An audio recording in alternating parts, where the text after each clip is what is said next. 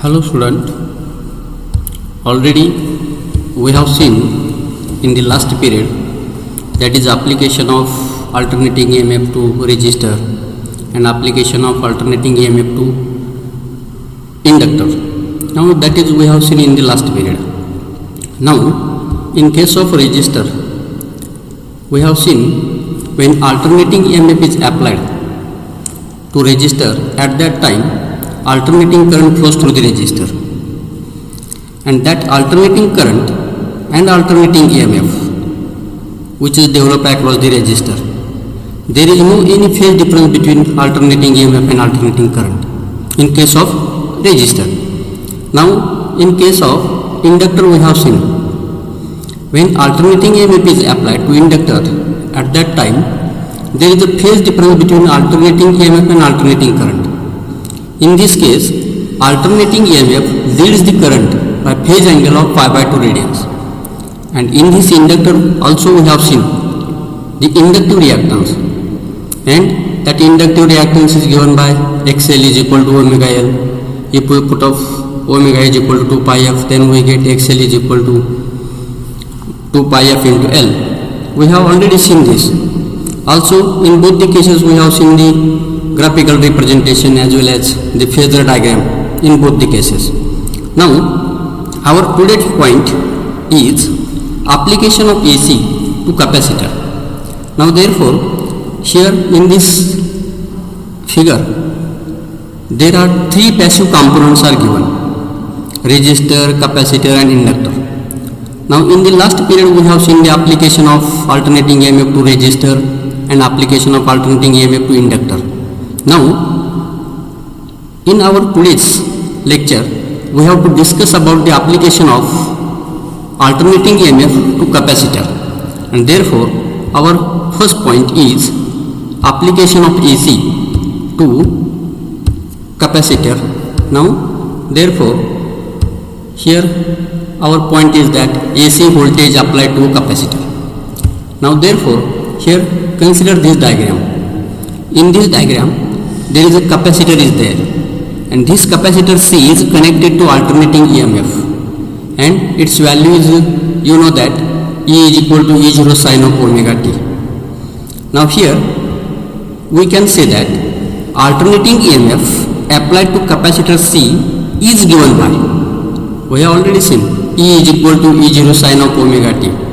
This is equation number 1. Now here we can say that the current in the circuit transfer charge to plates of the capacitor, which produces potential difference between the plates due to reversing direction of current in the half cycle capacitor alternately charge and discharge. म्हणजे याचा अर्थ की ह्या सर्किटमध्ये capacitor C हा या ठिकाणी alternating EMF ला जोडलेला आहे की ज्याची value E is equal to E0 sine of omega t आहे, आणि ह्या अशा पद्धतीच्या सर्किटमध्ये लगेच त्या ठिकाणी अल्टरनेटिंग करंट पास व्हायला सुरुवात होईल, आणि ह्या अल्टरनेटिंग करंटमुळे त्या ठिकाणी कॅपॅसिटरच्या प्लेटला हे त्या ठिकाणी चार्ज प्रोव्हाइड केले जातील, आणि चार्ज प्रोव्हाइड केले की त्या ठिकाणी त्या कॅपॅसिटरच्या दोन्ही प्लेटमध्ये पोटेन्शियल डिफरन्स तयार होणार आहे. परंतु हा अल्टरनेटिंग करंट असल्यामुळं प्रत्येक हाफ सायकलला त्या ठिकाणी हा कॅपॅसिटर चार्जिंग आणि डिस्चार्जिंग प्रोसेस त्या ठिकाणी चालू होणार आहे. आणि मग आपल्याला असं म्हणता येईल, if Q is the charge on plate at instant t, the potential difference across the plate is, म्हणजे समजा Q हा चार्ज एका पर्टिक्युलर टाइम इन्स्टंटला, T या टाइम इन्स्टंटला असेल, तर पोटेन्शियल डिफरन्स त्या इन्स्टंटला त्या प्लेटवरती कॅपॅसिटरच्या किती तयार झालेला असेल, तर त्याची व्हॅल्यू आपल्याला घेता येईल V is equal to Q by C. आता हे इक्वेशन आपण पाहिलेलं आहे इलेक्ट्रोस्टॅटिक्स ह्या चॅप्टरमध्ये, की ज्या ठिकाणी आपण पाहिलं होतं C is equal to Q by V, त्याच्यावरून V is equal to Q by C आपल्याला लिहिता येईल. This is the instantaneous value of EMF, म्हणजे एवढा पोटेन्शियल डिफरन्स त्या प्लेटमध्ये तयार होईल, आणि ही ॲक्च्युली ह्याची व्हॅल्यू ही इन्स्टंटेनियस EMF बरोबर असते, आणि म्हणून आपल्याला त्या ठिकाणी असं लिहिता येईल, therefore E is equal to Q by C, म्हणजे instead of V here we can write E, आणि म्हणून E is equal to Q by C, आणि ह्या इक्वेशनवरून पुन्हा आपल्याला लिहिता येते Q is equal to E into C. मग आता या ठिकाणी हे क्यू म्हणजे charge on plates of the capacitor, E म्हणजे त्या ठिकाणी EMF which is developed across the plates of the capacitor, आणि सी म्हणजे कॅपॅसिटन्स ऑफ द कॅपॅसिटर असेल. मग आता ह्या इक्वेशनवरून आपल्याला पुन्हा या ठिकाणी असं लिहिता येईल Q is equal to E C आहे. ह्या ठिकाणी ईची व्हॅल्यू म्हणजे अल्टरनेटिंग EMFची जर व्हॅल्यू पुटअप केली तर Q is equal to E zero sine of omega t into C असं हे इक्वेशन नंबर 2 मिळते. मग आता ह्या इक्वेशन नंबर 2चं या ठिकाणी आपण डिफरन्सिएशन घ्यायचं. मग differentiating this equation 2 with respect to t we get. मग आता इक्वेशन आहे Q is equal to E zero sine of omega t into C. मग त्याचं जर डिफरन्शिएशन घेतलं तर आपल्याला मिळेल d Q by D t that is equal to d by D t of, त्या ठिकाणी व्हॅल्यू पुटअप केली, ह्या व्हॅल्यू पुटअप केली C into E zero sine of omega t. आणि मग आता या ठिकाणी जर आपण डेरिव्हेटिव्ह घेतलं साइन ऑफ ओमेगा टीचं तर त्याचं डेरिव्हेटिव्ह मिळतं omega into cos of omega t, आणि मग ते जर पुटअप केलं तर व्हॅल्यू मिळेल omega C into E zero into cos of omega t. या पद्धतीने ही व्हॅल्यू मिळेल. मग आता पुढे आपल्याला असं लिहिता येतं D Q by D T म्हणजे हा rate of flow of charge किंवा rate of change of charge with respect to time, त्याला आपण करंट असं म्हणतो. म्हणून या ठिकाणी I is equal to D Q by D T असं या पद्धतीने आपल्याला लिहिता येईल. आणि म्हणून instead of D Q by D T we can write I, आणि मग या ठिकाणी omega C into E zero into cos of omega T हे या पद्धतीने इक्वेशन तयार करता येईल. पण हे पुढच्या स्टेपमध्ये आपल्याला हे ओमेगा सी या पद्धतीने पण लिहिता येईल E zero divide by 1 by omega C into cos of omega t. आणि मग हे या पद्धतीने लिहिल्यानंतर पुढचे स्टेप या पद्धतीने आपल्याला लिहिता येईल I is equal to E zero divide by 1 by omega C into sine of omega t plus pi by 2. म्हणजेच पुन्हा इथं ती आयडेंटिटी यूज केली sine of omega t plus pi by 2 म्हणजे कॉस ऑफ ओमेगा टी. मग या ठिकाणी ती आयडेंटिटी यूज करून हे इक्वेशन या पद्धतीने लिहिता येतं I is equal to E zero divide by 1 by omega C into sine of omega t plus pi by 2 हे इक्वेशन नंबर 3 असेल. मग आता हे इक्वेशन नंबर 3ला काय म्हणता येतं it is the instantaneous current in the circuit. मग त्या इन्स्टंटला पर्टिक्युलर टाईम इन्स्टंटला त्या सर्किटमध्ये असलेला करंट हा इक्वेशन नंबर 3च्या सहाय्याने आपल्याला इंडिकेट करता येईल. मग आता आपल्याला पुढे असं म्हणता येतं the current will be maximum when sine of omega t plus pi by 2 is equal to 1. म्हणजे हा करंट मॅक्सिमम असेल कधी जर sine of omega t plus pi by 2 याची व्हॅल्यू जर 1 आली तर त्या ठिकाणी ह्या करंटची व्हॅल्यू मॅक्सिमम असेल. आणि मग आता हे I is equal to I zero it is the peak value of current. म्हणजे त्या इन्स्टंटला हे I is equal to I zero म्हणजे पीक व्हॅल्यू मिळेल. आणि ह्या आय झिरोची व्हॅल्यू काय घेता येईल आपल्याला I zero is equal to E zero divide by 1 by omega C. म्हणजेच ह्या वरच्या इक्वेशनमध्ये आपल्याला असं लिहिता येईल where I zero is equal to E zero divide by 1 by omega C. आणि म्हणून इक्वेशन नंबर 4 हे या ठिकाणी आपल्याला मिळते. म्हणजेच हे इक्वेशन पुन्हा आपल्याला रिराईट करता येईल equation number 3 I is equal to I zero sine of omega t plus pi by 2 हे इक्वेशन नंबर 5 असेल. आणि या ठिकाणी हे आय झिरोची व्हॅल्यू असेल I zero is equal to E zero divide by 1 by omega C. मग आता हे इक्वेशन नंबर 5 मिळते. हे इक्वेशन नंबर 5 इंडिकेट करते instantaneous current which is flowing through the circuit. मग आता पुढे आपल्याला असं म्हणता येईल फ्रॉम इक्वेशन्स 1 and 5. आता इक्वेशन नंबर 1 काय आहे E is equal to zero sine of omega t. आणि इक्वेशन नंबर 5 आत्ताच आपण पाहिलेला आहे in capacitive AC circuit. From equations 1 and 5 in capacitive AC circuit current leads the EMF by phase angle of pi by 2 radians or 90 degree. म्हणजे ह्या equation 1 आणि 5 वरून आपल्याला असं म्हणता येईल in case of capacitive circuit current leads the EMF by phase angle of pi by 2 radians or 90 degree. म्हणजेच अशा पद्धतीच्या केसमध्ये कॅपॅसिटिव्ह सर्किटमध्ये की या सर्किटमध्ये जर आपण अल्टरनेटिंग EMF अप्लाय केलं तर त्या सर्किटमधून अल्टरनेटिंग करंट फ्लो होईल. आणि या केसमध्ये अल्टरनेटिंग EMF हे करंटच्या पाठीमागं असतं. करंटच्या पाठीमागं पाय बाय 2 रेडियन्स नसते.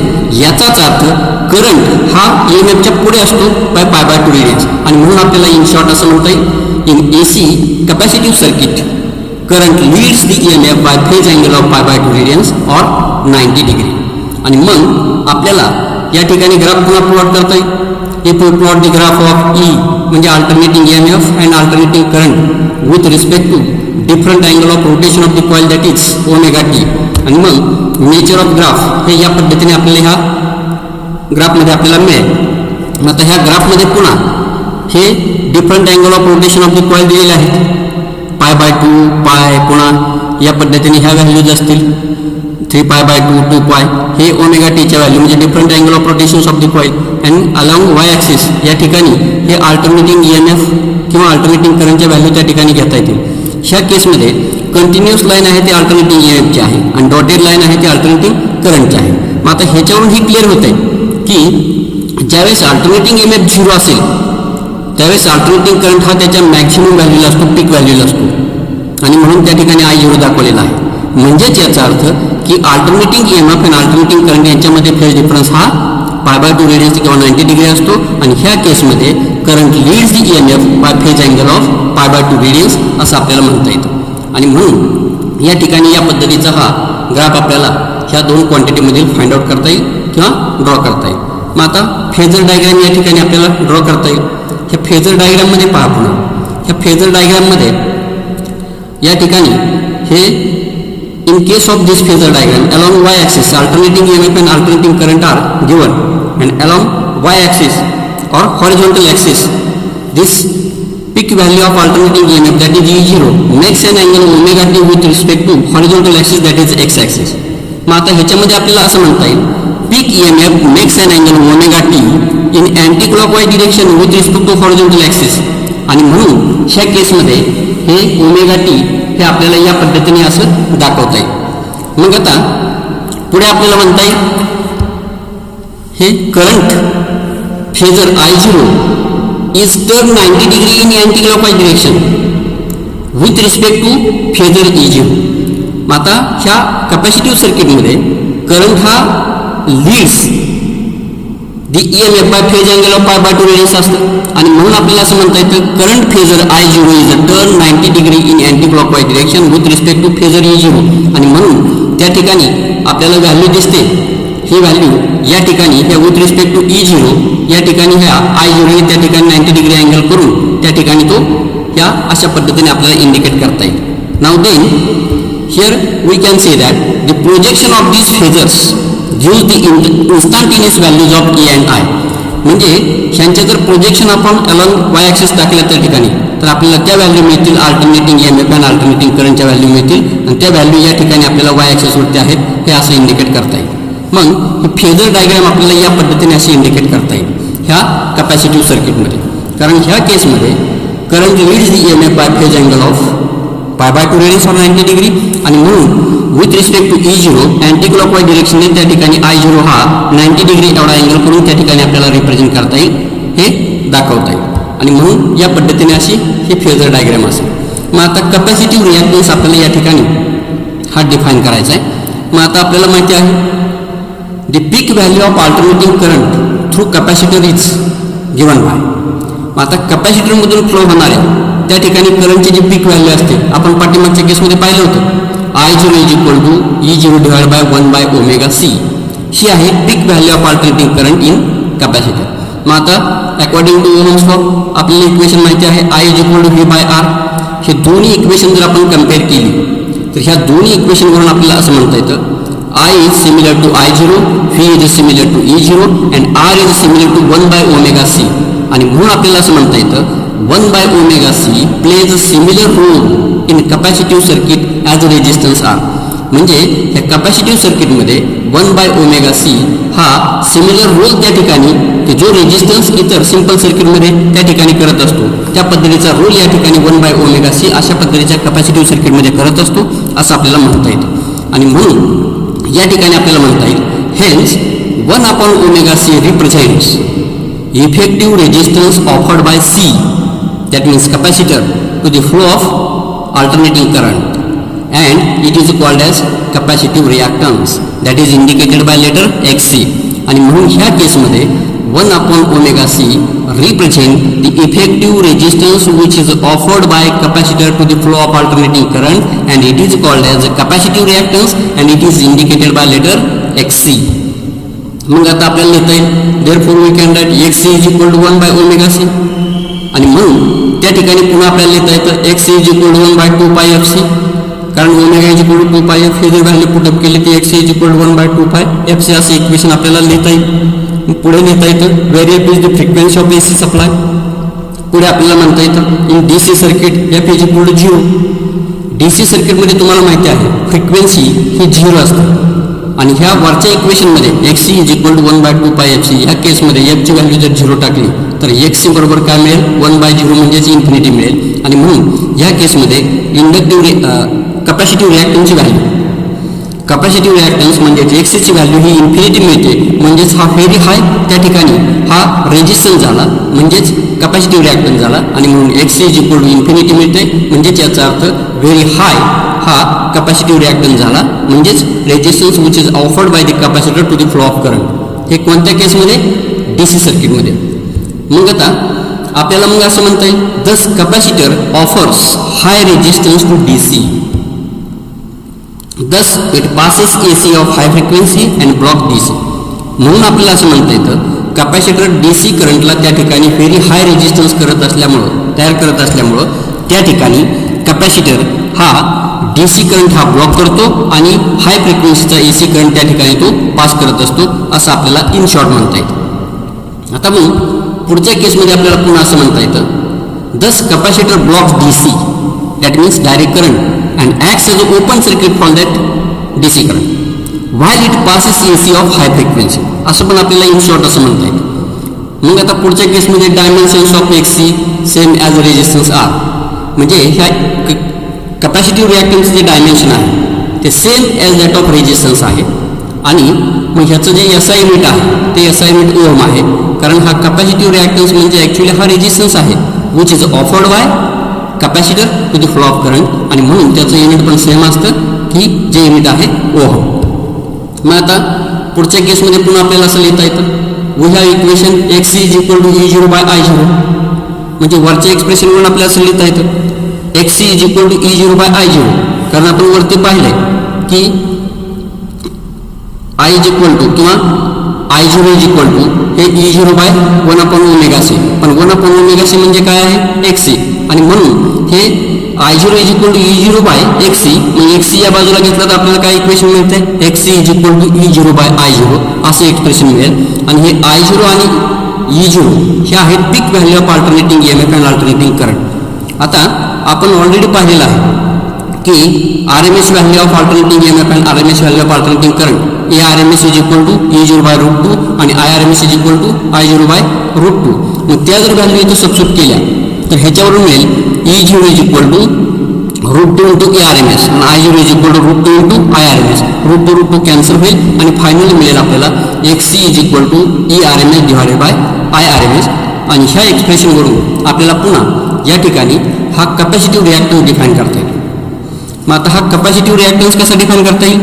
Capacitive reactance can be define as the ratio of RMS value of alternating EMF across the capacitor that is ERMS to the RMS value of alternating current flows through the capacitor. म्हणजे हा capacitive reactance हा ratio आहे कशाचा ERMS divide by IRMS. ERMS म्हणजे alternating RMS value of alternating EMF across the capacitor to the RMS value of alternating current through the capacitor. ह्या दोघांचा ratio म्हणजे हा या ठिकाणी कपॅसिटिव्ह रिॲक्टन्स घेतला जातो आणि त्याचे डेफिनेशन आपल्याला या पद्धतीने अशी तयार करता येईल. मग आता हे झालं अबाउट दी कपॅसिटर. आता पहा की आतापर्यंतच्या केसमध्ये आपण application of AC to resistor, application of AC to inductor, application of AC to capacitor ह्या तिन्ही कॉम्पोनंटला सेपरेटली आपण अल्टरनेटिंग EMF अप्लाय केलं आणि त्या केसेसमध्ये आपण ह्या वेगवेगळ्या क्वांटिटी स्टडी केलेल्या आहेत. रेजिस्टन्सच्या केसमध्ये अल्टरनेटिंग EMF आणि अल्टरनेटिंग करंट यांच्यामध्ये कोणत्याही पद्धतीचा फेज डिफरन्स नसतो, दोन्ही इन फेज असतात. इंडक्टरमध्ये अल्टरनेटिंग EMF आणि अल्टरनेटिंग करंट यांच्यामध्ये फेज डिफरन्स असतो π/2 रेडियन्सचा आणि ह्याच्यामध्ये EMF हे करंटपेक्षा π/2 रेडियन्सने पुढे असते. कपॅसिटरमध्ये आपण पाहिलं की अल्टरनेटिंग EMF आणि अल्टरनेटिंग करंट यांच्यामध्ये फेज डिफरन्स असतो π/2 रेडियन्सचा. पुन्हा ह्या केसमध्ये करंट हा अल्टरनेटिंग EMFच्या पुढे π/2 रेडियन्स नसतं आणि इंडक्टरमध्ये आपण इंडक्टिव्ह रिॲक्टन्स डिफाईन केला, कपॅसिटरमध्ये आपण कपॅसिटिव्ह रिॲक्टन्स डिफाईन केला, त्याचे रिस्पेक्टिव्ह आपण फॉर्म्युले पाहिले. आता हा पुढचा जो पॉईंट आहे तो पॉईंट असा आहे AC circuit containing resistance, inductance and capacitance in series. आता ह्या केसमध्ये आपल्याला रेजिस्टन्स, इंडक्टन्स, कॅपॅसिटन्स हे सगळे सिरीजमध्ये जोडायचं आहे आणि सिरीजमध्ये जोडून त्याच्या अक्रॉस आपल्याला अल्टरनेटिंग EMF अप्लाय करायचा आहे. म्हणजे हे तिन्ही कंपोनंट आतापर्यंत आपण स्टडी केले इंडिव्हिज्युअली, सेपरेटली स्टडी केले. आता हे तिन्ही कंपोनंट एकत्र सिरीजमध्ये जोडायचे आणि त्याच्या अक्रॉस आपल्याला अल्टरनेटिंग EMF अप्लाय करायचे. मग आता हे सर्किट या पद्धतीने असं दिलेलं आहे. या सर्किटमध्ये इंडक्टर L, कॅपॅसिटर C आणि रेजिस्टन्स R हे सिरीजमध्ये जोडलेले आहेत आणि त्याच्या अक्रॉस अल्टरनेटिंग EMF हे या ठिकाणी अप्लाय केलेलं आहे. मग आता ह्या अल्टरनेटिंग EMF हे अप्लाय केल्यानंतर ह्या अल्टरनेटिंग EMF व्हॅल्यू तुम्हाला माहिती आहे E=E0 sin of omega t. मग आता प्रत्येकाच्या आपण ह्या डायग्राममध्ये केस लक्षात घ्या. इंडक्टरच्या अक्रॉस तयार होणार तिथे जी डायग्राम आहे ते करंट आणि EMFची हे डायग्राम या पद्धतीने दाखवता येईल. ह्या इंडक्टरमध्ये ह्या करंटपेक्षा जे EMF असतं इंडक्टरच्या अक्रॉस त्याला आपल्याला EL म्हणता येईल. हे EL 90 डिग्रीने पुढे असतं म्हणून ते अलॉंग पॉझिटिव्ह वाय डिरेक्शनने दाखवलेलं आहे. कॅपॅसिटरमध्ये हे alternating EMF across the capacitor म्हणजे EC हा करंटपेक्षा π/2 रेडियसने पाठीमाग असतो आणि म्हणून तो अँटी क्लॉकवाईज डिरेक्शनने हे पाठीमागच्या बाजूला म्हणजे निगेटिव्ह वाय ॲक्सिसला दाखवलेला आहे. आणि रेजिस्टन्सच्या केसमध्ये हे अल्टरनेटिंग करंट आणि अल्टरनेटिंग EMF हे दोन्ही अलॉंग सेम लाईन असतात, इन फेज असतात म्हणून दोन्ही अलॉंग द सेम डिरेक्शन दाखवलेले आहे. हे अशा पद्धतीने ही डायग्राम आपल्याला त्या ठिकाणी एक्सप्लेन करता येईल. मग आता ह्या वरच्या केसमध्ये पुन्हा आपल्याला असं म्हणता येईल, suppose EL, EC and ER with the RMS voltages across inductor, capacitor and resistor. म्हणजे हे EL, EC आणि ER ह्या RMS व्हॅल्यूज आहेत across the inductor, across the capacitor आणि अक्रॉस दी रेजिस्टर. हे या पद्धतीने ह्या व्हॅल्यूज असतील असं आपल्याला म्हणता येतं. As they are in series the current at any instant through 3 element has same amplitude and phase. म्हणजे हे तिन्ही सिरीज असल्यामुळं कोणत्याही इन्स्टंटला त्या ठिकाणी जो काय करंट ह्या सर्किटमधून फ्लो होणार आहे त्या करंटची असणारी ॲम्प्लिट्यूड आणि फेज ही कशी असणार आहे, सेम असणार आहे. आणि म्हणून हे या पद्धतीने आपल्याला ह्या डायग्रामबद्दल सांगता येईल. मग आता ह्या करंटची जी व्हॅल्यू आहे इन्स्टंटेनियस करंटची व्हॅल्यू ती आपल्याला मिळेल ह्या केसमध्ये I=I0 sin of omega t. मग आता इथं पहा की ते सिरीजमध्ये जोडल्यामुळं ह्या सर्किटमधून जो इन्स्टंटेनियस करंट फ्लो होणार आहे की ज्याची ॲम्प्लिट्यूड सेम असेल, फेज सेम असेल आणि म्हणून तो करंट असणार आहे तो I=I0 sin of omega t ह्या लेटरच्या सहाय्याने किंवा ह्या इक्वेशनच्या सहाय्याने आपल्याला इंडिकेट करता येईल. आता आपण अल्टरनेटिंग EMF अप्लाय केलं E=E0 sin of omega t, त्याच्यामुळे करंट फ्लो होतो हे तिन्ही कंपोनंटमधून I=I0 sin of omega t. मग आता पुढच्या केसमध्ये आपल्याला असं म्हणता येतं the voltage across L, C and R are given by. म्हणजे ह्या प्रत्येक कंपोनंटच्या अक्रॉस, इंडक्टरच्या अक्रॉस, कॅपॅसिटरच्या अक्रॉस, रेजिस्टन्सच्या अक्रॉस तयार होणारं जे व्होल्टेज आहे ते आपल्याला दाखवता येईल ER=I×R. ER म्हणजे व्होल्टेज अक्रॉस रेजिस्टन्स, I म्हणजे फ्लो होणारा करंट आणि R म्हणजे त्या रेजिस्टन्सची व्हॅल्यू, L म्हणजे व्होल्टेज अक्रॉस इंडक्टर. मग इथं I×XL. आता इथं XL म्हणजे इंडक्टिव्ह रिॲक्टन्स, इंडक्टिव्ह रिॲक्टन्स म्हणजेच हा रेजिस्टन्स आहे, रेजिस्टन्स इंटू करंट म्हणजेच काय व्होल्टेज अक्रॉस इंडक्टर मिळणार आहे. आणि व्होल्टेज अक्रॉस कॅपॅसिटर म्हणजे EC त्याची व्हॅल्यू मिळेल I×XC, where XC is the capacitive reactance म्हणजेच हा रेजिस्टन्स आहे आणि करंट इंटू रेजिस्टन्स म्हणजेच काय येतं त्या कॅपॅसिटरच्या अक्रॉस तयार होणारं व्होल्टेज मिळतं म्हणजे ते दाखवतील आपल्याला EC. म्हणजे ER म्हणजे व्होल्टेज अक्रॉस रेजिस्टन्स, L म्हणजे व्होल्टेज अक्रॉस इंडक्टर, EC म्हणजे व्होल्टेज अक्रॉस कॅपॅसिटर. मग आता पुढच्या केसमध्ये आपल्याला असं म्हणता येईल फेजर डायग्राम जर आपण ड्रॉ केली तर ह्या फेजर डायग्राममध्ये बघा की ह्या केसमध्ये अलॉंग एक्स ॲक्सिस आपण दाखवलेला आहे I0, along Y axis EL दाखवलेला आहे आणि अलॉंग वाय डॅश ॲक्सिस म्हणजे निगेटिव्ह वाय ॲक्सिस इथे EC दाखवलेला आहे. आता हे रिस्पेक्टिव्ह त्या पद्धतीने दाखवण्याचं रिझन काय आहे ते आपल्या पुढे लक्षात येईल. आणि इथं जे फेजर E0 आहे म्हणजे peak value of alternating EMF आहे E0 हे फाय एवढा अँगल करून अलॉंग एक्स ॲक्सिस त्या ठिकाणी इंडिकेट केलेला आहे. मग आपल्याला पुढे असं ह्या डायग्रामबद्दल किंवा ह्या फेजर डायग्रामबद्दल म्हणता येईल EC लॅग्स. म्हणजे कॅपॅसिटरच्या केसमध्ये बघा, कॅपॅसिटरच्या केसमध्ये काय असतं EC lags behind the current by I by π/2 radians. म्हणजे कॅपॅसिटरच्या केसमध्ये alternating EMF across the capacitor lags behind the current by pi by 2 radians. Hence, EC is directed along OY direction किंवा OY dash direction म्हणजे negative Y axis direction दाखवलेलं आहे. म्हणजे EC या पद्धतीने ह्या डायग्राममध्ये आपल्याला दाखवता येईल, कारण तो या ठिकाणी हा काय आहे, करंटच्या पाठीमागे आहे 90 डिग्रीने. हा करंट आहे Y ॲक्सिसला आणि ह्याच्यापासून 90 डिग्रीने पाठीमागे असल्यामुळं क्लॉकवाईज डिरेक्शनने तो निगेटिव्ह Y ॲक्सिसला दाखवलेला आहे. आणि म्हणून या केसमध्ये EC ह्या पद्धतीने दाखवता येईल, कारण ह्या केसमध्ये कॅपॅसिटरच्या केसमध्ये हिथं alternating EMF lags behind the current by phase angle of pi by 2 radius आहे, म्हणून तो निगेटिव्ह Y ॲक्सिसला दाखवलेला आहे. मग आता पुढच्या केसमध्ये आपल्याला असं म्हणता येईल that is it is rotated clockwise through 90 degree. म्हणजे ही क्लॉकवाईज डिरेक्शनने 90 डिग्रीमध्ये रोटेट करून तो इंडिकेट आपल्याला करता येईल as shown in the figure, असं पण पुढे आपल्याला म्हणता येईल. आता पुढच्या केसमध्ये EL leads the current by pi by 2 radius और 90 degree, hence EL is along OY direction. आता पहा की इंडक्टरच्या केसमध्ये काय असतं, voltage across inductor leads the current by pi by 2 radians आणि म्हणून ते कसं दाखवलेलं आहे, which is directed along OY direction, that means positive Y डिरेक्शनने 90 डिग्री एवढा अँगल करून एक्स ॲक्सिस दाखवलेला आहे इन अँटी क्लॉकवाईज डिरेक्शन. आणि म्हणून त्या ठिकाणी ह्या पद्धतीने असं इंडिकेट करता येईल. आता अलॉंग एक्स ॲक्सिस त्या ठिकाणी ER दाखवलेला आहे. ER म्हणजे व्होल्टेज अक्रॉस रेजिस्टन्स. आता हा व्होल्टेज अक्रॉस रेजिस्टन्स म्हणजे व्होल्टेज अक्रॉस रेजिस्टन्स आणि करंट थ्रू द रेजिस्टन्स या दोन्ही अलॉंग द सेम डिरेक्शन असतात आणि म्हणून त्याची डिरेक्शन ही या पद्धतीने अशी अलॉंग एक्स ॲक्सिस दाखवलेली आहे असं आपल्याला म्हणता येईल. पुढच्या केसमध्ये आपल्याला असं म्हणता येईल the voltage across L and C have phase difference of 180 degree. मग आता बघा ह्या L आणि C चे अक्रॉस जे व्होल्टेज आहे त्यांच्यामधला फेज डिफरन्स 180 येतो. याचं कारण काय, तर ह्या केसमध्ये पहा की कॅपॅसिटरच्या केसमध्ये voltage across capacitor lags behind the current by 90 degree. इंडक्टरच्या केसमध्ये पहा voltage across inductor leads the current by 90 degree. म्हणून हे वरच्या बाजूला हे दाखवलेलं आहे अँटी क्लॉकवाईज डिरेक्शनने, हे खालच्या बाजूला क्लॉकवाईज डिरेक्शनने. आणि म्हणून ह्या दोघांमध्ये होणारा टोटल जो फेज डिफरन्स आहे तो फेज डिफरन्स आपल्याला मिळतो 180 डिग्री. आणि म्हणून आपल्याला पुढे लिहिता येईल हेन्स नेट रिॲक्टिव्ह व्होल्टेज, म्हणजे ह्या दोघातला फेज डिफरन्स जर त्या ठिकाणी 180 डिग्री असेल तर नेट रिॲक्टिव्ह व्होल्टेज आपल्याला घेता येईल EL minus EC.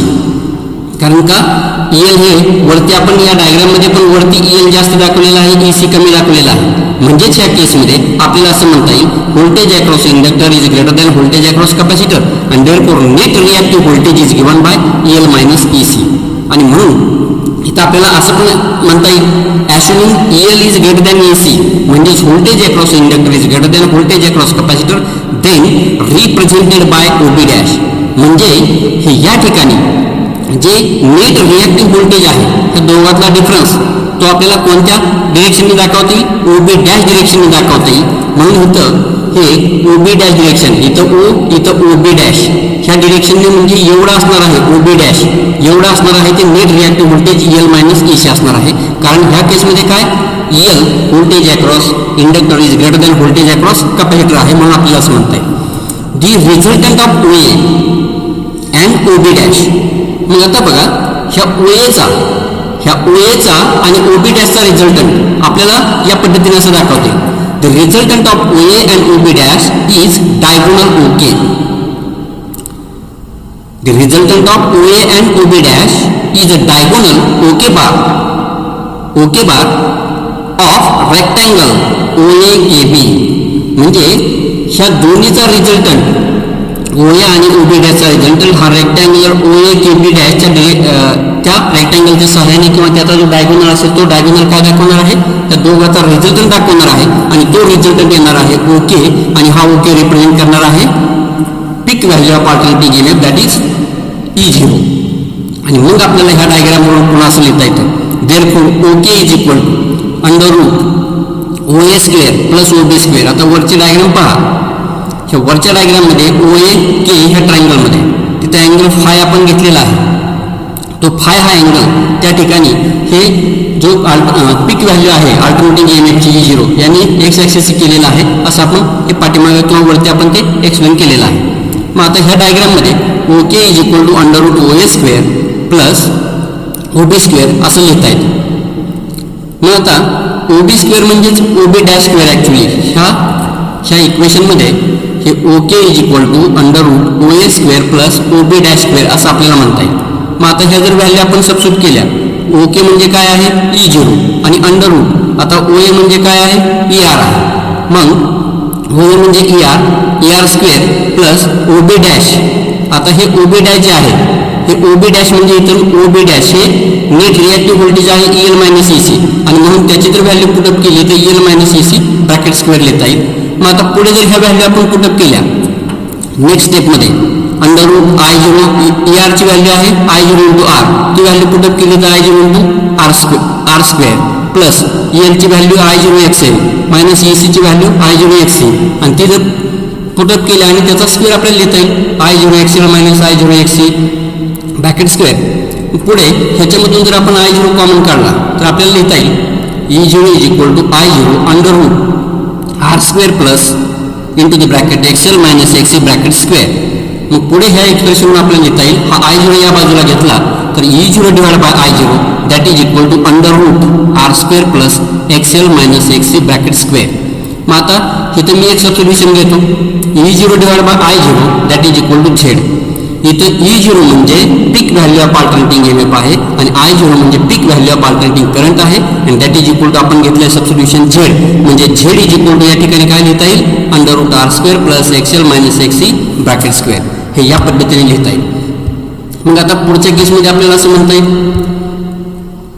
कंपेअरिंग equation E0 by I0 that is equal to Z. मग आता हे जे वरचं इक्वेशन आपण लिहिलेलं आहे E0 by I0 that is equal to Z with Ohm's law equation V by I that is equal to R. आता Ohm's law equation standard आपल्याला माहिती आहे सिंपल फॉर्ममध्ये V by I that is equal to R. मग हे equation हे E0 by I0 that is equal to Z याच्याबरोबर compare केलं तर आपल्याला असं लिहिता येतं then quantity under root R square plus XL minus XC bracket square represent. मग आता ह्या केसमध्ये बघा हे जर कम्पेअर केलं तर E0 हा V बरोबर येणार आहे I0 I बरोबर येणार आहे Z हा R बरोबर येणार आहे Z ची व्हॅल्यू काय आहे under root R square plus XL minus XC bracket square आहे. मग ह्या जर हे कम्पेअर केलं तर या ठिकाणी the quantity under root R square plus XL minus XC bracket square represent the effective opposition offered by the LCR series circuit to AC current. मग आता हे जर कम्पेअर केलं तर हा जो फॅक्टर आहे under root R square plus XL minus XC bracket square हा काय इंडिकेट करतो तर total opposition which is offered by LCR series circuit to the flow of current. आणि मग ह्याला आपल्याला असं म्हणता येतं दिस टोटल इफेक्टिव्ह रेजिस्टन्स म्हणजे हा opposition to the flow of current म्हणजे हा टोटल रेजिस्टन्स झाला. This total effective resistance which is offered by LCR series circuit is called as impedance. म्हणजे हा जो फॅक्टर आहे under root R square plus XL minus XC bracket square हा आहे effective resistance which is offered by the series LCR circuit and it is called as impedance and it is represent by letter Z. आणि मग आता हा impedance आहे impedance म्हणजेच याचा अर्थ काय it is the total resistance which is offered by LCR series circuit to the flow of current and this impedance is nothing but resistance that is opposition to the flow of current. आणि मग ह्याचं जे SI system मधलं जे unit मिळतं ते SI system मधलं unit आहे ते ओहम आहे असं आपल्याला म्हणता येईल बिकॉज इट इज रेजिस्टन्स. मग आता हे या पद्धतीने आपल्याला हे जे Z इज इक्वल टू आपल्याला लिहिता येईल मग पुढे Z is equal to under root R square plus XL minus XC bracket square it is the impedance or total resistance which is offered by LCR series circuit to the flow of alternating current. मग आता आपल्याला पुढे असं म्हणता येतं ह्या झेडचं जे unit मिळतं ते ओहम पुन्हा कारण हे रेजिस्टन्सच आहे इम्पिडन्स म्हणजे रेजिस्टन्स फक्त सेपरेटली इंडिकेट केलं रेजिस्टन्स असेल तर त्याला आपल्याला रेजिस्टर असेल तर रेजिस्टन्स म्हणतो इंडक्टर असेल तर इंडक्टिव्ह रिॲक्टन्स कॅपॅसिटर असेल तर कॅपॅसिटिव्ह रिॲक्टन्स आणि हे तिन्ही कंपाऊंड सिरीजमध्ये एकत्र असतील आणि त्याच्या अक्रॉस जर अल्टरनेटिव्ह EMF अप्लाय केलं तर त्या ठिकाणी जो रेजिस्टन्स मिळतो त्याला इम्पिडन्स असं म्हणतात आणि म्हणून याचं पण युनिट सेम मिळतं ओहम. मग पुढच्या केसमध्ये आपल्याला असं म्हणता येईल की reciprocal of impedance is called as ॲडमिटन्स.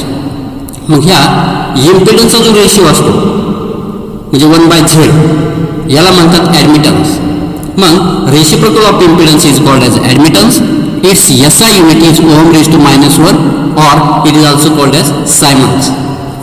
Now impedance, we have equation impedance Z is equal to E0 divided by I0, that is equal to ERMS by RMS. म्हणजे Z आपण आत्ताच पाहिलेलं आहे, Z is equal to E0 by I0 आणि ह्या E0 आणि I0 ची value in terms of ERMS IRMS substitute केल्या तर आपल्याला इक्वेशन मिळते ERMS डिवाइड बाय IRMS. कारण इथं E0 ची व्हॅल्यू काय मिळते √2 इंटू ERMS, I0 ची व्हॅल्यू काय मिळते √2 इंटू IRMS. √2 कॅन्सल करून फायनली मिळेल Z is equal to ERMS divide by IRMS. मग ही ॲक्च्युली हा फॉर्म्युला आणि ह्याच्यावरून आपल्याला या ठिकाणी इम्पिडन्स डिफाईन पण करता येतो. Impedance is defined as or it is the ratio of RMS value of alternating EMF across LCR series combination to the RMS value of alternating current flowing through this combination असं पण आपल्याला म्हणता येतं. मग आता इथं फेजर डायग्राम आपल्याला पुन्हा ही पाठीमागे जशी आपण ड्रॉ केली होती त्या पद्धतीची डायग्राम इथे घेतलेली आहे. मग आता फेजर डायग्राममध्ये एक्स ॲक्सिसवरती I0 त्याच्या अलॉंग ER आहे, इथं अलॉंग वाय ॲक्सिस EL आहे आणि along negative Y axis EC आहे आणि OB' हा नेट रिॲक्टिव्ह रेजिस्टन्स किंवा नेट रिॲक्टन्स त्या ठिकाणी इंडिकेट करत असतो की ज्याची व्हॅल्यू EL - XC असते. हे आपण पाहिलेलं आहे. मग आता पुढे आपल्याला म्हणता येतं from phasor diagram EMF leads the current by phase angle phi. मग फेजर डायग्राम म्हणून आपल्याला असं म्हणता येतं EMF लीड्स द करंट हे EMF leads the current by phase angle of phi हे या ठिकाणी इंडिकेट केलेलं आहे. म्हणजे एक्स ॲक्सिसची ह्या EMFने केलेला अँगल फाय हे घेतलेला आहे असं आपल्याला म्हणता येईल या ठिकाणी. पुढे आपल्याला असं म्हणता येतं from this phasor diagram you can write tan of phi. आता हा ट्रायंगल विचारात घ्या OAK ह्या ट्रायंगलमध्ये या ठिकाणी tan of phi is equal to AK divided by OA. मग AK डिवायड बाय OA मग आता AK म्हणजेच काय AK is equivalent to OB'. मग OB' डिवायड बाय OA लिहिता येतं. OB' किती आहे आपण ऑलरेडी पाहिलेलं आहे EL - EC divide by OA म्हणजे ER म्हणजे EL - EC divide by ER असं लिहिता येतं. मग आता EL म्हणजे काय लिहिता येईल इन टर्म्स ऑफ रिॲक्टन्सेस. EL म्हणजे I0 into XL minus XC म्हणजे I0 इंटू XC आणि ER म्हणजे I0 इंटू R. मग इथं I0 कॉमन काढला तर ते कॅन्सल होईल आणि मग फायनली आपल्याला मिळेल tan of phi is equal to XL - XC divide by R. ह्याच्यावरून फायची जर व्हॅल्यू फाइंड आउट करायची असेल तर phi is equal to only मिळेल tan inverse of XL - XC divide by R. हे या ठिकाणी टॅन ऑफ फाय आणि याच्यावरून ह्या फायची व्हॅल्यू आपल्याला फाइंड आउट करता येईल. आणि मग आपल्याला पुढे फायनली म्हणता येईल the phase difference between alternating EMF and alternating current in LCR circuit is given bye. म्हणजे ह्या LCR सर्किटमध्ये असणारा जो फेज डिफरन्स आहे तो फेज डिफरन्स या पद्धतीने लिहिता येईल phi is equal to tan inverse of XL - XC divide by R. मग आता ह्या LCR सर्किटमध्ये जो फेज डिफरन्स आपल्याला फाइंड आउट करायचा असेल तर तो फाइंड आउट करण्याकरता XL माहिती असेल XC माहिती असेल आणि R माहिती असेल तर आपण त्या ठिकाणी तिथं असणारा फेज डिफरन्स हा अल्टरनेटिंग EMF आणि अल्टरनेटिंग करंटमधला आपण फाइंड आउट करू शकतो. त्याच्याकरता हे एक्सप्रेशन आपल्याला यूज करता येईल. मग आता पुढच्या केसमध्ये आपल्याला असं म्हणता येईल the alternating current in LCR circuit is given by I is equal to I0 sine of ω t plus phi and E is equal to E0 sine of ω t plus phi. म्हणजे हे LCR सर्किटमध्ये हे alternating current आणि alternating EMFच्या value ह्या दोन इक्वेशनच्या सहाय्याने आपल्याला इंडिकेट करता येईल. मग आता ह्याच्याकरता एक पहिली केस आपल्याला विचारात घेता येईल when XL is equal to XC. आता पाठीमागे आपण एक्सप्रेशन पाहिलेलं आहे tan of phi is equal to XL - XC divide by R. मग इथं पहिल्या केसमध्ये आपल्याला असं म्हणता येईल when XL is equal to XC म्हणजे XL is equal to XC असेल तर ह्या पाठीमागच्या त्या इक्वेशनवर आपल्याला लिहिता येतं therefore tan of phi is equal to 0 मिळेल कारण XL is equal to XC आलं की 0 बाय R म्हणजेच त्या ठिकाणी टॅन ऑफ फाय 0 मिळेल. हेन्स आता टॅन ऑफ फाय 0 आला याचाच अर्थ आपल्याला म्हणता येईल hence voltage and current are in same phase. म्हणजेच अशा पद्धतीच्या केसमध्ये टॅन ऑफ फायची व्हॅल्यू 0 आली याचा अर्थ व्होल्टेज आणि करंट हे along the same direction that is along x axis आपल्याला म्हणता येईल. हे अशा पद्धतीची केस त्या ठिकाणी मिळते जर कधी इंडक्टिव्ह रिॲक्टन्स हा कॅपॅसिटिव्ह रिॲक्टन्स बरोबर आला तर. कारण हे दोन्ही रिॲक्टन्सेस इक्वल असतील ते एकमेकाला कॅन्सल करतील कारण दोघांमध्ये फेज डिफरन्स 180चा आहे आणि कॅन्सल करत असल्यामुळं त्या ठिकाणी दोघांमध्ये असणारा हा जो tan ऑफ फायची व्हॅल्यू आहे ते 0 मिळते, म्हणजेच व्होल्टेज आणि करंट हे इन द सेम डिरेक्शन किंवा इन फेज आहेत असं आपल्याला म्हणता येतं. दस AC circuit is non inductive, आणि म्हणून हे जे सर्किट आहे ते कसं आहे, नॉन इंडक्टिव्ह आहे असं आपल्याला म्हणता येतं. आता सेकंड केस पहा, when XL is greater than XC. आता पाठीमागे एक्सप्रेशन पूर्ण माहिती आहे तुम्हाला, tan of phi is equal to XL minus XC divide by R.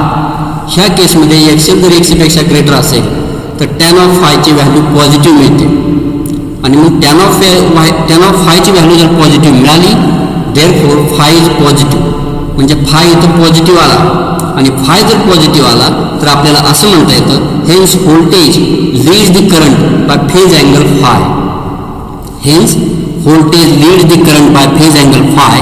दस AC circuit is inductive dominated circuit, आणि म्हणून ह्या केसमध्ये हे जे AC सर्किट आहे ते इंडक्टिव्ह डॉमिनेटेड सर्किट आहे असं आपल्याला त्या ठिकाणी म्हणता येतं. कारण या ठिकाणी XL is greater than XC आलं, tan फाय पॉझिटिव्ह आला, म्हणजेच फाय पॉझिटिव्ह आलं, आणि अशा केसमध्ये व्होल्टेज लीड्स द करंट असेल तर ते सर्किट हे इंडक्टिव्ह असतं. म्हणजेच अशा पद्धतीच्या सर्किटला आपल्याला काय म्हणता येतं, AC circuit is inductive dominated circuit. मग आता तिसरी केस पहा, when XL is less than XC. आता समजा हा इंडक्टिव्ह रिॲक्टन्स हा कॅपॅसिटिव्ह रिॲक्टन्सपेक्षा कमी असेल. आता same expression tan of phi is equal to XL minus XC divide by R. मग असं जर असेल तर ह्या tan ऑफ फायची व्हॅल्यू निगेटिव्ह मिळते. आता tan ऑफ फायची जर व्हॅल्यू निगेटिव्ह आली तर त्या ठिकाणी फाय हा निगेटिव्ह येतो, आणि फाय निगेटिव्ह येत असेल तर आपल्याला असं म्हणता येतं, voltage lags behind the current. मग ह्या केसमध्ये voltage lags behind the current by phase angle of phi. आता फाय निगेटिव्ह आला याचा अर्थ व्होल्टेज हे करंटपेक्षा π/2 रेडियसने पाठीमागे आहे, म्हणजेच voltage lags behind the current by phase angle phi. Thus AC circuit is capacitive dominated circuit और कॅपॅसिटन्स डॉमिनेटेड सर्किट, आणि म्हणून गिव्हन AC सर्किट हे कॅपॅसिटन्स डॉमिनेटेड सर्किट आहे असं आपल्याला त्या ठिकाणी म्हणता येतं. मग हे अशा पद्धतीचे केस आपल्याला हे या ठिकाणी विचारात घेता येईल. मग आता पुढे आपल्याला इम्पिडन्स ट्रायंगल पण त्या ठिकाणी ड्रॉ करता येईल. आता इम्पिडन्स ट्रायंगल ड्रॉ करण्याकरता इथं आपल्याला माहिती आहे, when and alternating EMF applied across LCR circuit the 3 phasors can be given as. आता LCR सर्किटला जर आपण अल्टरनेटिंग EMF अप्लाय केलं तर 3 फेजरची व्हॅल्यू म्हणजे ER bar is equal to I0 bar R, EL bar is equal to I0 bar XL, ER bar is equal to I0 bar XC असं आपल्याला लिहिता येईल. We can obtain impedance triangle as shown in figure below. मग आता हे या पद्धतीने impedance triangle आपल्याला ड्रॉ करता येईल. आता ह्या इम्पिडन्स ट्रायंगलमध्ये पहा, ह्या ट्रायंगलमध्ये OA is equal to R घेतले, AK is equal to XL minus XC घेतले, आणि OK म्हणजे डायगोनल घेतलेला आहे Z. मग आपल्याला इथं म्हणता येईल, आणि ह्या जो अँगल आहे AOK हा अँगल घेतलेला आहे फाय. मग इथं म्हणता येईल the diagonal OK represent the impedance Z of AC circuit, and that impedance is given by Z is equal to under root R square plus XL minus XC bracket square. मग ह्या डायग्रामवरून पण ते clear होते. जो diagonal आहे O K Z square is equal to R square plus XL minus XC bracket square आहे. मग याच्यावरून Z इज इक्वल टू काय मिळेल, under root R square plus XL minus XC bracket square, की जी सेम व्हॅल्यू आपल्याला इम्पिडन्सची पाठीमागे पाहिलेली आहे ती ह्या इम्पिडन्स ट्रायंगलवर आपल्याला लिहिता येते. मग आता ह्याच्यामध्ये काय त्या ठिकाणी ऑब्टेन केलेलं आहे पुढे आपल्याला सांगता येईल. पहा, the base OA of the triangle represent ohmic resistance that is R, म्हणजेच OA is equal to R लिहिता येईल ohmic resistance. And perpendicular AK represent reactance XL minus XC, म्हणजे AK हा जो परपेंडिक्युलर आहे तो रिॲक्टन्स इंडिकेट करेल XL minus XC. आणि मग पुढे आपल्याला लिहिता येईल therefore angle AOK that is equal to phi is the phase angle by which voltage is the current in the circuit. म्हणजे AOK हे अँगल फाय इंडिकेट करतो, याला म्हणता येतं phase angle by which voltage leads the current in the circuit, and that tan of phi is given by. ह्या ट्रायंगलवरून पुन्हा tan of phi is equal to XL minus XC divide by R, कारण tan of phi म्हणजे काय, front side divide by base that is XL minus XC divide by R. मग tan of phi is equal to XL minus XC divide by R. हे असं आपल्याला हा impedance triangle draw करता येईल, आणि इम्पिडन्स ट्रायंगलवरून आपल्याला ह्या व्हॅल्यू इम्पिडन्सची आणि tan ऑफ फायची व्हॅल्यू फाइंड आउट करता येईल. मग आता पुढे आतापर्यंत जे आपण पाहिलं application of AC to capacitor, application of AC to LCR series circuit. मग ह्याच्यावरती जे फॉर्म्युला आपण पाहिला आहे त्याच्यावरती काय अवलंबून आपल्याला प्रॉब्लेम या ठिकाणी घेता येईल. याच्यामधला पहिला प्रॉब्लेम असा आहे, a capacitor of capacitance 0.5 microfarad is connected to a source of alternating EMF of frequency 100 hertz. What is the capacitive reactance. म्हणजे ह्या केसमध्ये एक कॅपॅसिटर दिलेला आहे की ज्याची व्हॅल्यू 0.5 मायक्रोफॅरेड आहे आणि तो अल्टरनेटिंग EMFला जोडलेला आहे की ज्या अल्टरनेटिंग EMFची फ्रिक्वेन्सी 100 हर्ट्ज आहे. आणि मग तुम्हाला विचारलं की मग अशा केसमध्ये कॅपॅसिटिव्ह रिॲक्टन्स हा किती मिळेल. मग आता तुम्हाला माहिती आहे ते गिव्हन थिंग्स आहेत. सीची व्हॅल्यू म्हणजे कॅपॅसिटर 0.5 मायक्रोफॅरेड, 0.5 × 10⁻6 मायक्रो म्हणजे 10⁻6 म्हणजे 0.5 × 10⁻6 फॅरेडमध्ये करता येईल. F is equal to 100 hertz. Pi म्हणजे या ठिकाणी 3.142 आपल्याला घेता येईल, हे दिलेले असेल व्हॅल्यू. मग इथं सोल्युशनमध्ये तुम्हाला माहिती आहे XC म्हणजे याला म्हणता येतं कॅपॅसिटिव्ह रिॲक्टन्स आणि त्याचं स्टँडर्ड फॉर्म्युला माहिती आहे. XC is equal to 1/ωc. Omega म्हणजे 2πf पुन्हा म्हणजे 1/2πfc. मग आता पुन्हा आपल्याला लिहिता येतं देअरफॉर 1/2 पाय म्हणजे 3.142 इंटू F म्हणजे 100 दिलेली फ्रिक्वेन्सी इंटू C म्हणजे 0.5 × 10⁻6. हे व्हॅल्यू पुटअप केले आणि हे सॉल्व्ह केलं by using log table. Then we get XC is equal to 3.183 × 10⁻3 ohm. म्हणजे ही स्टँडर्ड व्हॅल्यू या पद्धतीने मिळेल. आणि मग आता हे 10⁻3 म्हणजेच काय आपल्याला ते कन्वर्ट करता येईल, त्याला आपण किलो म्हणतो. म्हणजेच XC is equal to 3.183 kilo ohm हा एवढा कॅपॅसिटिव्ह रिॲक्टन्स अशा पद्धतीच्या केसमध्ये आपल्याला मिळणार आहे. मग आता दुसरं एक्झाम्पल आपल्याला घेता येईल. अ 25 microfarad capacitor, 0.1 Henry inductor and 25 ohm resistor are connected in series with an AC source of EMF E is equal to 310 sine of 341 t volt. What is the frequency? What is the reactance? What is the impedance, current and phase angle of the circuit? आता तुम्हाला इथं असं विचारलंय बघा की एक capacitor 25 मायक्रोफॅरेडचा दिलेला आहे, 0.1 मायक्रोफॅरेडचा inductor दिलेला आहे, 25 ओमचा रेजिस्टर दिलेला आहे. हे सिरीजमध्ये जोडलेले आहेत. त्यांच्या अक्रॉस अल्टरनेटिंग EMF अप्लाय केलेला आहे की ज्याची व्हॅल्यू आहे E is equal to 310 sine of 341 t volt एवढं त्या ठिकाणी अप्लाय केलेलं आहे. मग तुम्हाला विचारलं आहे की अशा पद्धतीच्या सर्किटमध्ये असणारी फ्रिक्वेन्सी ही किती असेल, ह्या सर्किटमध्ये असणारा रिॲक्टन्स किती असेल, ह्या सर्किटमध्ये असणारा इम्पिडन्स किती असेल, ह्या सर्किटमधून फ्लो होणारा करंट किती असेल आणि ह्या सर्किटमध्ये असणारा जो फेज अँगल आहे की जो फाय हा किती असेल, हे या ठिकाणी आपल्याला फाइंड आउट करायचं. मग आता हे फाइंड आउट करण्याकरता तुम्हाला इथं पुन्हा ह्या गिव्हन थिंग्स दिलेल्या आहेत. C is equal to 25 microfarad म्हणजेच ह्याचं कन्व्हर्शन फॅरेडमध्ये 25 × 10⁻6 फॅरेड. L म्हणजे 0.1 हेनरी दिलेला आहे कारण इंडक्टन्स हा नेहमी हेनरीमध्ये मेजर केला जातो, त्याचं स्टँडर्ड ते युनिट आहे.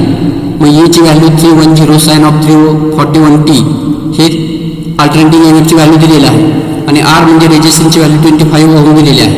मग आता तुम्हाला या ठिकाणी जी पहिली क्वांटिटी फाइंड आउट करायची ते हे या पद्धतीने comparing equation of E is equal to E0 आहे ते E0 sine of omega t we get म्हणजे हे दिलेलं जे अल्टरनेटिंग EMF आहे E is equal to 310 sine of 314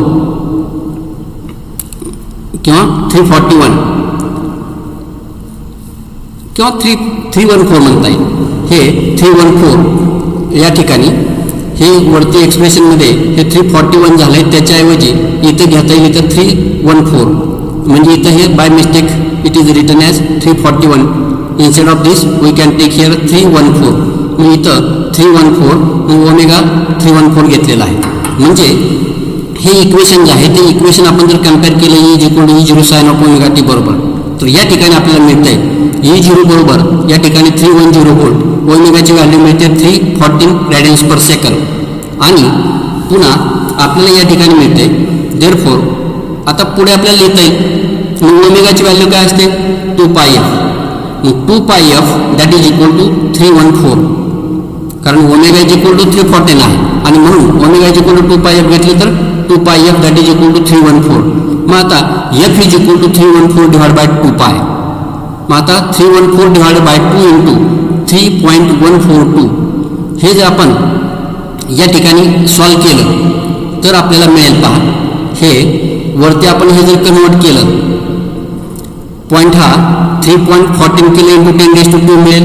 हे दोन्ही कॅन्सल होईल, म्हणजे 10⁻² म्हणजे 100ला 2 डिवाइड केलं पण आपल्याला 50 हर्ट्स मिळेल. म्हणजे अशा पद्धतीने ही व्हॅल्यू मिळते.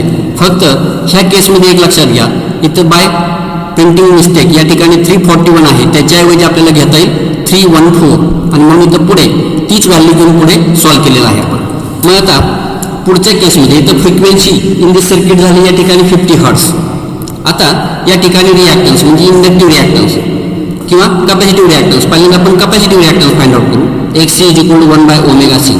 मग आता 1 डिवाइड बाय आता ओमेगाची व्हॅल्यू 314 इंटू C म्हणजे 25 × 10⁻⁶ आणि हे जर सॉल्व्ह केलं तर आपल्याला मिळेल 127.4 ओहम अशी ही व्हॅल्यू मिळते कॅपॅसिटिव्ह रिॲक्टन्सची. मग दुसरा आता इंडक्टिव्ह रिॲक्टन्स ωL, त्याचा स्टँडर्ड फॉर्म्युला ओमेगाची व्हॅल्यू 314, L ची व्हॅल्यू 0.1.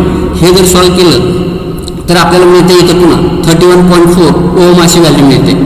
आता पुन्हा मग आता रिॲक्टन्स म्हणजे आपण इथं रिॲक्टन्स आता फाइंड आउट करायचं. त्याच्याकरता आपल्याला XC आणि XL त्या ठिकाणी फाइंड आउट करणे गरजेचं आहे. कारण रिॲक्टन्स म्हणजे ॲक्च्युली काय असते, मॉड्युलस ऑफ XL - XC. ह्या दोघातला डिफरन्स म्हणजेच ते असतं रिॲक्टन्स आणि म्हणून modulus of XL - XC that is equal to XLची व्हॅल्यू 31.4 आणि XCची व्हॅल्यू ही आलेली आहे 127.4 आणि ह्या दोघातला जर डिफरन्स घेतला तर तो डिफरन्स आपल्याला मिळतोय 96 ओहम. मग आता पुढे आता इम्पिडन्स इन दी सर्किट. इम्पिडन्सचा फॉर्म्युला माहिती आहे, Z = √R² + XL - XC bracket square. मग आता ह्या जर व्हॅल्यू पुटअप केल्या, आता R म्हणजे 25 आहे, 25चा स्क्वेअर प्लस XL - XC आपण वरती फाइंड आउट केलंय 96 आहे, 96चा स्क्वेअर प्लस आता हे जर स्क्वेअर आपण फाइंड आउट केले आणि ते लिहिले तर असं मिळेल √25चा स्क्वेअर 625, 96चा स्क्वेअर 9216 आणि हे जर सॉल्व्ह केलं तर √9841 मिळेल आणि हे जर स्क्वेअर रूट काढलं तर 99.2 ओहम हा एवढा इम्पिडन्स ह्या सर्किटमधला मिळतोय. मग आता पुढे ह्या सर्किटमध्ये असणारा करंट, आता सर्किटमधून फ्लो होणारा करंट हा नेहमी RMS करंट असतो. मग IRMS = ERMS/Z. मग आता ERMS म्हणजेच काय, E0/√2. मग त्याची जर व्हॅल्यू टाकली तर इक्वेशन काय तयार होईल, E0/√2 × Z. मग आता E0ची व्हॅल्यू आपण फाइंड आउट केली वरती 310 डिवाइड बाय √2 म्हणजे 1.414 आणि Z म्हणजे 99.2 वरती फाइंड आउट केलेली व्हॅल्यू आणि हे जर आपण सॉल्व्ह केलं तर आपल्याला मिळेल 2.21 अँपियर. ही अशा पद्धतीची व्हॅल्यू मिळते IRMSची. मग आता पुढची केस आहे ते tan of phi म्हणजे फेज अँगल आपल्याला या ठिकाणी फाइंड आउट करायचं. मग आता हे फेज अँगल फाइंड आउट करण्याकरता स्टँडर्ड फॉर्म्युला तुम्हाला माहिती आहे, tan of phi = XL - XC / R. मग आता XL - XC आपण फाइंड आउट केले, हे 96 आहे, R म्हणजे 25 आहे, मग 96 / 25 हे जर सॉल्व्ह केलं तर आपल्याला मिळेल 3.84. मग आता ह्याच्यावरून phi = काय लिहिता येईल, tan इनव्हर्स ऑफ 3.84 आणि ह्या नॅचरल टँजंटमध्ये जर आपण ह्याची व्हॅल्यू पाहिली 3.84ची तर त्याची व्हॅल्यू मिळते 75.4 डिग्री अशी मिळेल. मग हे 75.4 डिग्री एवढा हा फेज अँगल त्यांच्यामधला असेल आणि जर तो रेडियन्समध्ये आपण कन्वर्ट केला तर 1.316 रेडियन्स या पद्धतीने ही व्हॅल्यू आपल्याला मिळेल. हे अशा पद्धतीने नंबर ऑफ क्वांटिटीज आपल्याला या पद्धतीच्या प्रॉब्लेममध्ये आपल्याला फाइंड आउट करता येईल. मग पहा आजच्या पिरियडला आपण या ठिकाणी पाहिलेलं आहे application of AC to capacitor, application of AC to LCR series circuit, त्याच्यामधले रिस्पेक्टिव्ह फॉर्म्युले, त्याच्यामध्ये रिस्पेक्टिव्ह डेफिनेशन्स ह्या अतिशय महत्त्वाच्या आहेत. त्या व्यवस्थित तयार करून ठेवायच्या, फॉर्म्युले लक्षात ठेवायचे. म्हणजे कालच्या आणि आजच्या जे पिरियडला आपण पाहिलं, कालच्या पिरियडला application of AC to resistance, application of AC to inductor, application of AC to आज capacitor, application of AC to series LCR circuit, ह्याच्यामधले स्टँडर्ड फॉर्म्युले, डेफिनेशन्स सगळे लक्षात ठेवणं गरजेचं आहे. त्याच्यावरती प्रॉब्लेम्स किंवा मोठमोठे क्वेश्चन विचारले जातात किंवा MCQs विचारले जातात, हे व्यवस्थितपणे त्या ठिकाणी करणं गरजेचं आहे आणि म्हणून हे अतिशय महत्त्वाचं युनिट त्या ठिकाणी आहे असं आपल्याला म्हणता येतं.